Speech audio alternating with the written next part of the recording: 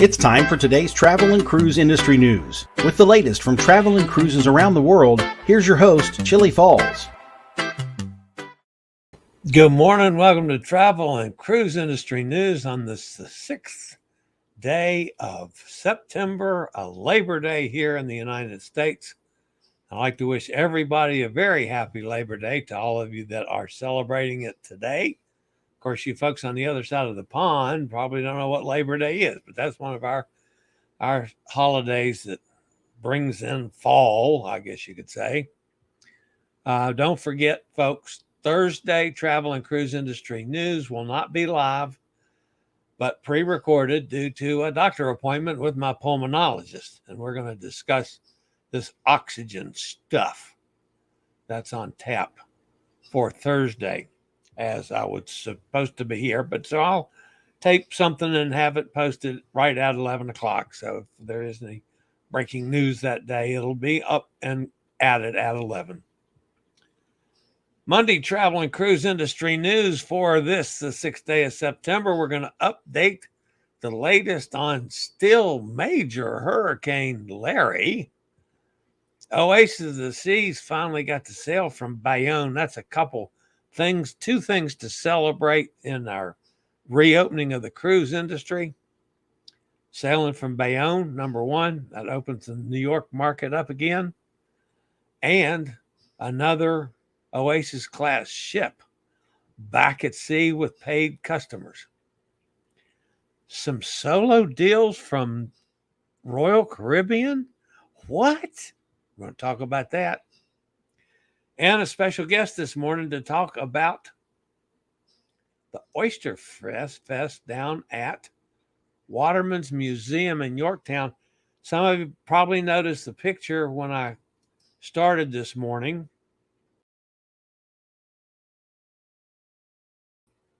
That one, that's Waterman's Museum down in Yorktown. If you're not familiar with it at all, it's one of my favorite spots in the world. Their mission is to demonstrate the Royal Chesapeake Bay Waterman from pre-colonial to modern times. And I got a chance to chat with Waterman board president and my friend Steve Ormsby earlier today. But I've got a couple of things to share with you about Waterman's before I get to Steve. That, of course, I showed you the building. Now, to be perfectly transparent, folks, for a couple summers, I spent parts of 2 summers in a row down at Waterman's selling funnel cakes and lemonade. I've set up in the parking lot there many a night. I've slept in the carriage house while I was there. I love these guys with their what they do for the community and for kids. It's fabulous. But anyway, that picture was actually taken from what was, when I was down there last, a bald eagle's nest. I mean, there was a bald eagle literally up on the cliff right across from me that I could sit there and watch all the time, which was cool. Of course, right there on the York River, you get all kinds of water life and fish and everything else. That's, of course, the front sign to Waterman's Museum. They have lots of terrific programs. This is one on building boats, and they actually finish boats and get them seaworthy and sail them. Have a lovely gift shop in the museum. The museum itself is fascinating, and I find the gift shop fascinating. Do a lot of stuff for kids during the summer with camps. They take some trips with kids. But we're going to talk primarily about this weekend. So with no further ado, here's my interview with my good buddy, Steve. My guest this morning on Chillie Chats is my good friend. He's president of Waterman's Museum down in Yorktown, Steve Ormsby. Steve, welcome to Chillie Chats. Well, thank you, Chillie. It's good to see you, buddy. Good to see you again. All right, you got a big event coming up Saturday. One of my favorite events of the year. Tell us about it. Our annual oyster roast. We're going to be serving all-you-can-eat oysters from the York River and Mobjack Bay, starting at 12 o'clock on September 11th, Saturday. So we'll start at 12 o'clock and serve till 3. Okay. We've got tickets available. You can get a $5 discount if you buy them early. At the gate, for oyster lovers, it's all you can eat is $40. And for the folks that don't want oysters, all you can eat would be $30. We're going to have, in addition to oysters, we're going to have homemade clam chowder, and it'll be gluten-free because we use mashed potatoes instead of flour for a thickener. And it's also going to have bacon in it if you'd like bacon. So there's 2 options there. We'll have hot dogs and we'll have sides from Carrot Tree Kitchens. So great desserts and great sides from them. So I hope you can all join us. Come on down to 309 Water Street in Yorktown. Right under. If you've never been there, folks, it's right under the drawbridge. You can't miss it. How big a crowd are you expecting? I know this is a fundraiser for you guys. Yes, it is. How many people do you usually get?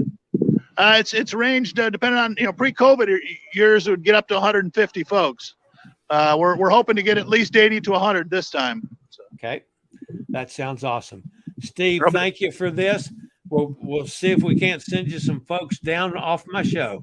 Sounds great. Let me give you a little contact data. Our phone number is 757-887-2641.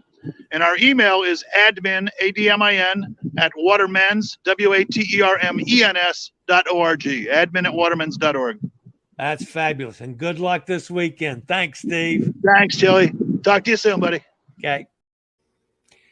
And that is, of course, Waterman's Museum. That was Steve Ormsby, who is the president of the board of Waterman's and my friend for many years now. And if you're not doing anything Saturday and you think about oysters the way I do, think about going by there. I'm not sure I am yet to the point where I could drive about 3 hours and then do the festival and drive home for 3 hours. That'd be a long day for where I am in my recovery process. But boy, I'm tempted to try it. Man, I would like to do that. All right. Let's get to the news of the day, folks. We got the little hurricane out here in the surrounds. That, of course, is Hurricane Larry.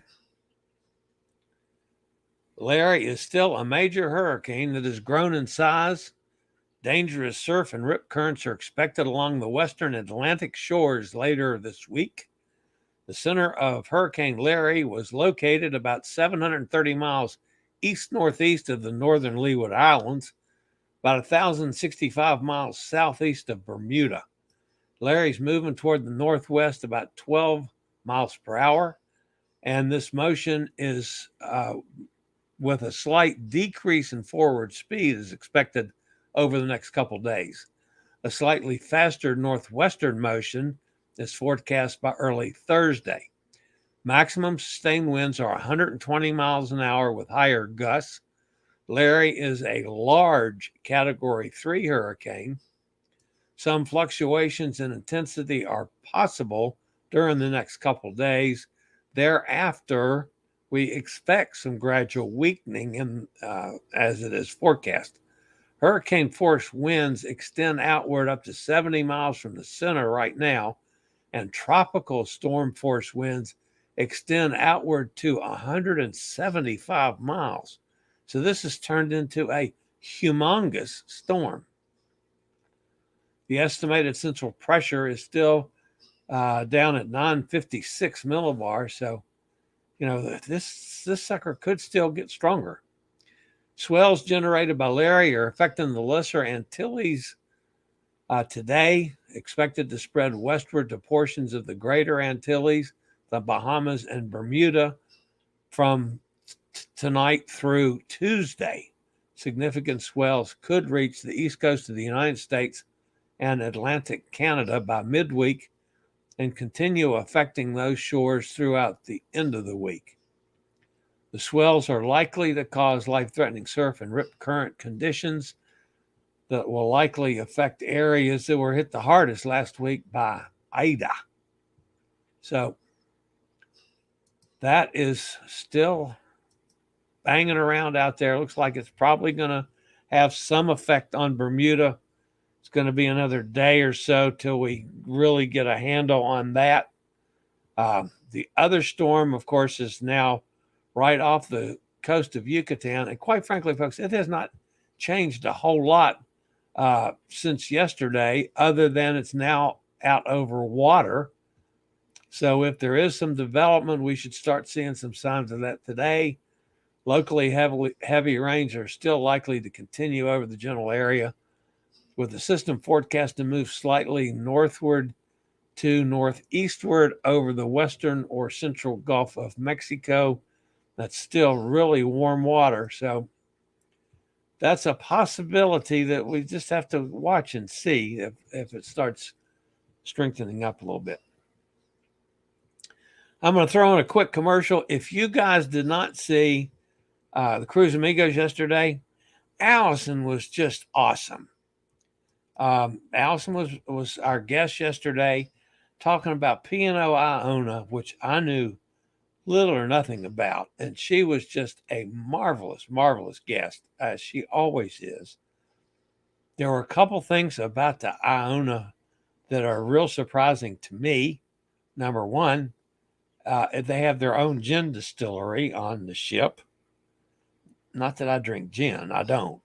But that fascinates me. And they have a clock in the floor. Now, I may have been toasted enough on a cruise ship before that I'd stumble across that and say, oh, my God, I got to get back to my cabin. It's 9 a.m. or whatever. But anyway, it was a fascinating interview. She does a wonderful job. Great pictures. So if you didn't get to see it, and a lot of our guys were in the chat room and saw this yesterday. But if you missed it, go back and watch it, because it's a good show. It was a fun show for me too. All right. Couple things about this one. That's Oasis of the Seas, of course. It was the largest cruise ship in the world at her 2009 launch. She sailed the first of a series of 7-night Bahamas cruises, left yesterday, which was the first time that she is back at sea with paid passengers, and the first sailing from Cape Liberty in Bayonne, New Jersey.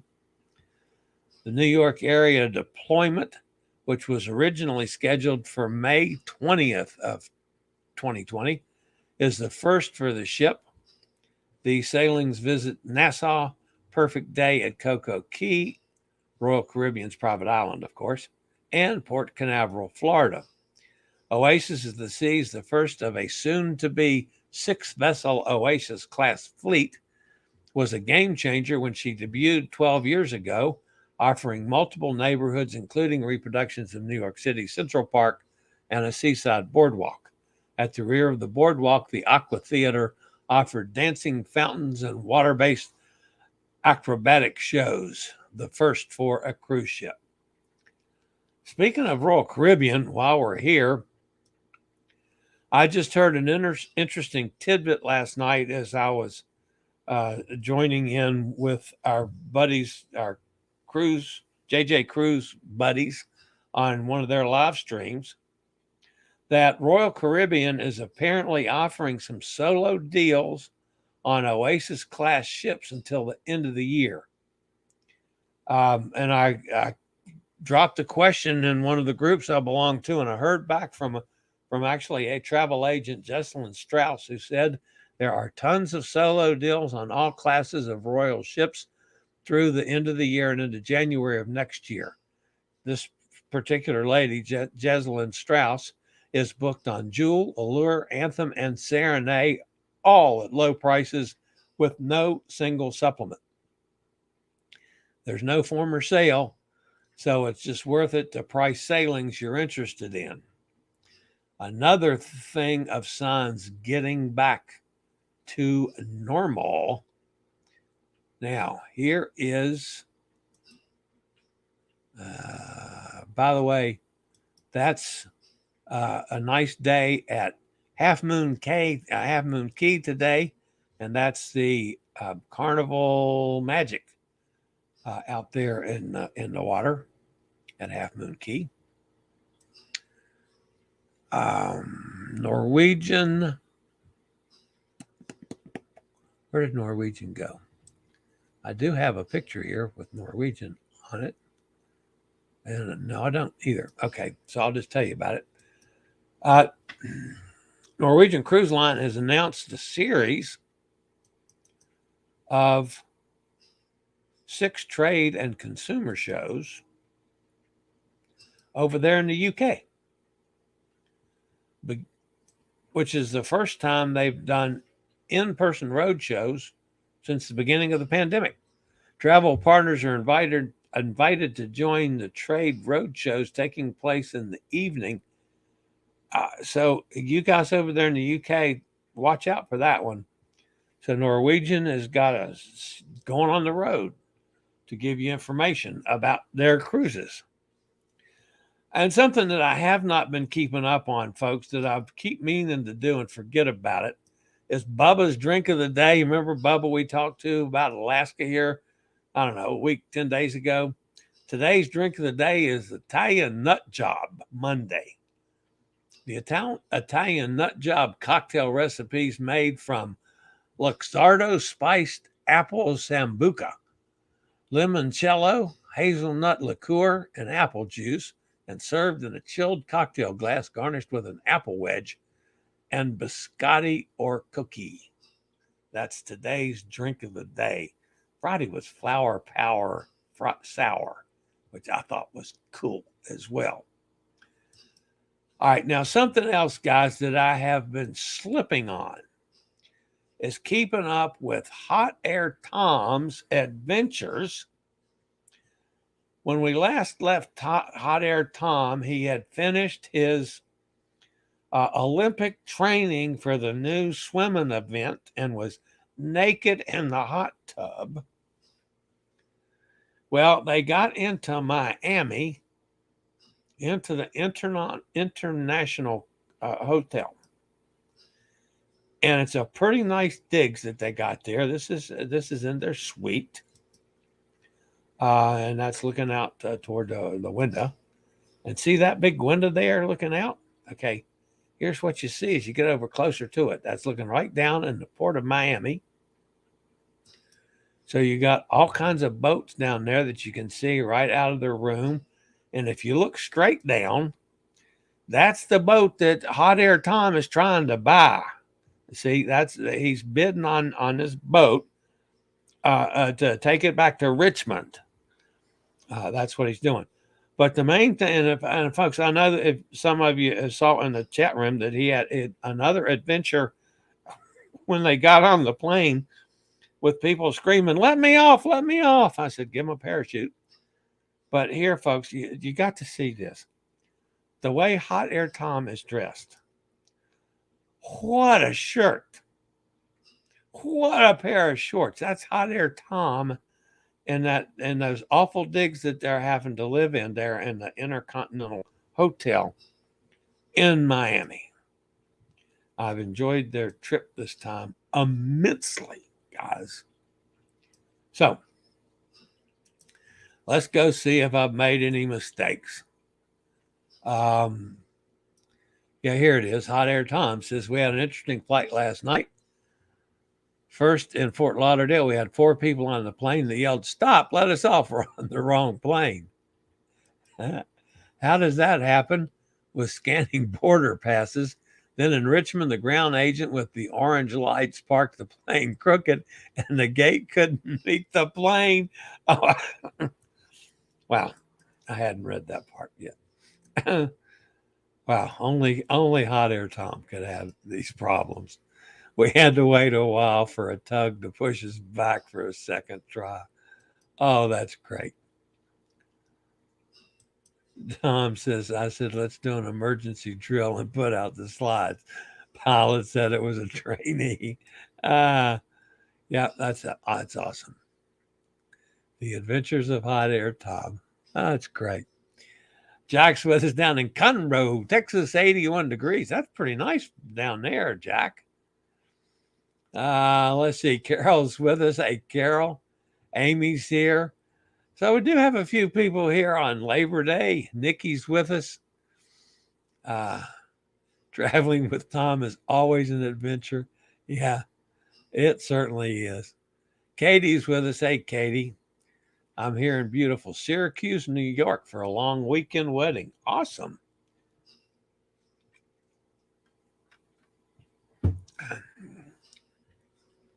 Everybody says good morning. Chillie must knocked out my Chrome. I had to reboot. If I did it, I don't know how I did it. Of course, that's not unusual for me, Tom. What does gluten taste like? I don't know. I don't know. But I know what oysters taste like. Man, I'd like to go down for that. And I might as well point this out, folks. And Tom already knows because I've chatted with him about this. I'm really concerned about one thing. You know, our numbers suck in this country with the Delta variant.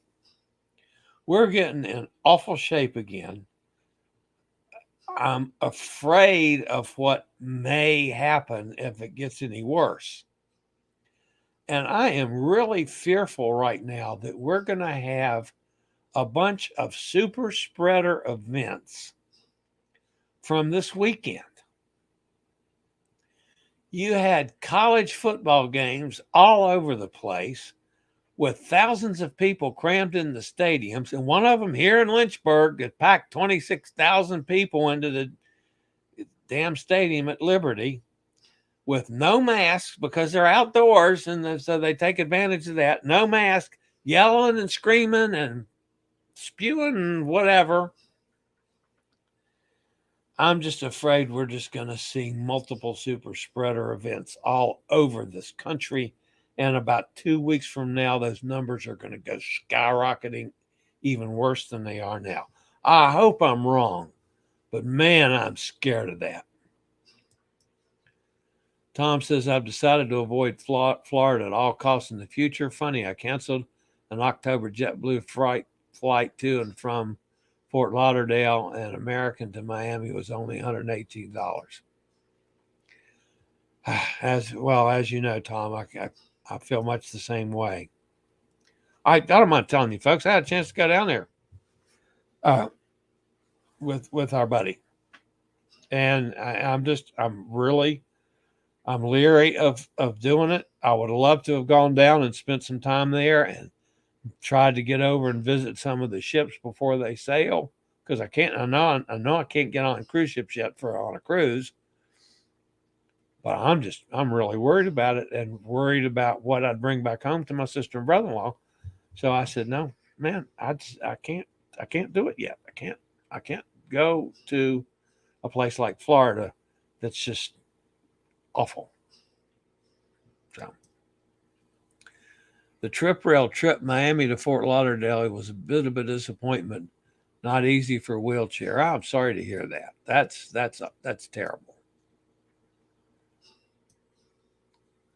Bonnie says she wishes she could avoid Florida. Yeah, laugh out loud. I do too. I agree. I understand, Bonnie. Tom says I was expecting a nice train rail pass from Fort Lauderdale to Miami Airport. No, a bus with more steps for Cindy. Wow, that's terrible. Tom goes, yeah, I understand, Tom. Train ride was good though, on time. Well, that's a good thing. It should be better once Brightline starts up again, although public transportation in Florida isn't great. Tom asks, does Brightline have a station close to Fort Lauderdale Terminal and a platform with a roll-on to the train? That's a good question. Tom, I want to think when I did a little video, one of the shorts on Brightline. I think they're opening in October, I want to say. And I believe they claim at least that it's accessible. So, not sure 100% on that. But anyway, Bonnie says Allison was fantastic. Great photos. It really was. I love Allison to death. And she does such a good job for, I mean, yeah, I know she is a somewhat professional person, but she's not a professional broadcast person. John and I have broadcasting in our background. So, we're comfortable talking and stuff. And Allison, she works for the soccer business, one of the professional soccer teams. I don't even know what she does for them, but she does such a good job narrating and taking pictures. She takes great pictures too. It's fun to talk to her about stuff. Bonnie says, I don't know anything about Fort Lauderdale Brightline Station, although I do know it's fully wheelchair accessible. Okay. Brightline will be adding a Boca Raton station within the next year. Also, nice. Royal Caribbean had really nice solo balcony cabins on Anthem. Tom says, can't wait to try Brightline. Bonnie says, Bubba's drink of the day is water in a lonely stainless steel bowl. Of course, that's Bubba Dog as opposed to Bubba from Alaska. Emily's with us. Hey, Chilean gang. Emily, I still have not heard a report on your belly dancing at the Greek Orthodox Church. I'm dying to know how the belly dancing went. Hot Air Tom's yacht is ready. Yep. Emily says better late than never. Jason's with us. Time to start selling lemonade and funnel cakes again, Chillie. Yeah, well, Jason, I unfortunately, as long as I'm on oxygen, I retired from that business. Actually, I sold a trailer too. One of my competitors that's been a friendly competitor for years, we traded back many a time. He'd be out of batter mixer. I'd be out of batter mixer. One of us would be out of lemonade cups.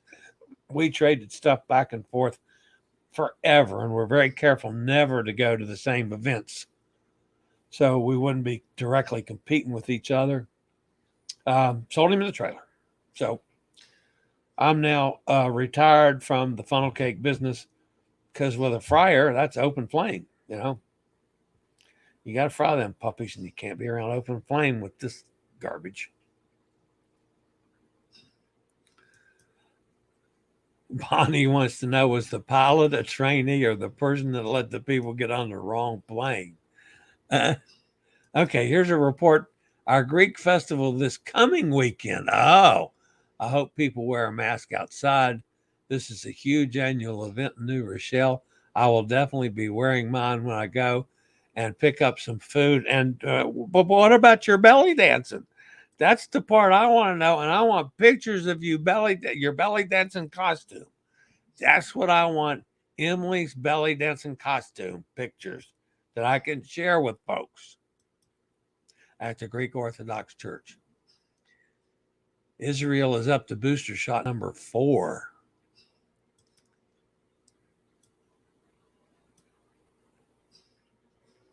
Tom said he heard Brightline is restarting in November. I thought it was October, but it might be November. Emily says hello to Bonnie. Oh, Tom says no. The orange light ground person is the trainee. Allison was awesome, and she is fun. Yes, I agree with that one, Emily. Bonnie says no one in Florida wears a mask. No social distancing. There will be all types of Labor Day parties today. Maybe Joan wants to spend a week with Hot Air Tom in Miami.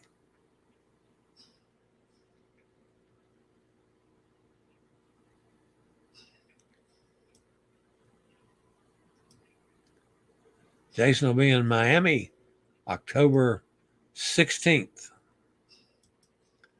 Yep, that's coming up. Not too far off. I just hope I hope I'm totally wrong, Jason, and we don't have a, you know, I hope we don't go backwards.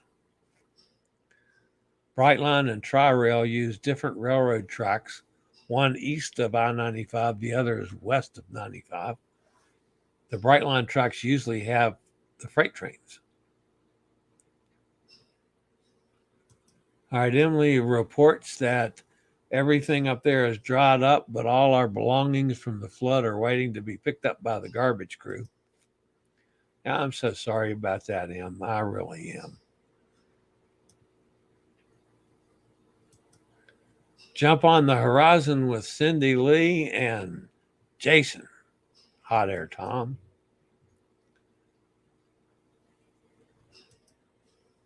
Katie heads back to Florida tomorrow. Everybody got flooded, has their, oops, it just jumped. Oh, everybody who got flooded has their flood items on the front lawn for garbage pickup. Emily wants to know how the wedding was, Katie. Wedding was absolutely beautiful at a winery. Uh-oh. Yeah, I hope you didn't drink any adult beverages. That would be just awful, Katie. Like I wouldn't be right there with you. Tom Henry, Jason, my stay is now October 5 to 12th. I will miss seeing you by 4 days. Wow.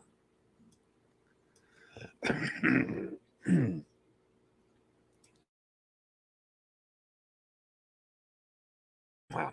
Sorry about that. A little cough there. Okay, guys. That's going to wrap me up for this holiday show. So, not a whole lot of news today. I didn't expect a whole lot. Glad we got to talk to Steve down at the Watermen's Museum in Yorktown. If you're out and about on Saturday in Virginia with nothing to do, think about going down there for some oysters. I promise you, if you like oysters, it's well worth it. I'd like to go down there myself. I think my sister and brother-in-law are planning on it, but I'm not sure I can do it. We'll have to see. One, I need my little portable unit I've got on order, but that we'll see. So that's going to wrap me up today, folks. If you're new and on this channel, thank you for being with us. We always appreciate thumbs up. That lets YouTube know that somebody cares about what we're saying here. And feel free to join us and jump in the chat room with all these crazy people. As you can tell, they carry on perfectly good conversations the entire length of the show. We love every minute of it. So that's it for me for today. This is the old fat travel guy. I'll see everybody tomorrow, 11 a.m. Eastern Daylight Time for Tuesday Travel and Cruise Industry News Update. This is the old fat travel guy. Later, y'all. I regularly post videos on all facets of the travel and cruise industry. So if you like to keep up with the latest in cruise ships, ports of call, cruises themselves, Chillie chats, and travel and cruise industry news, just hit the little subscribe button in the lower right-hand corner, hit the bell notification so you'll be notified when a new video is up or we go live.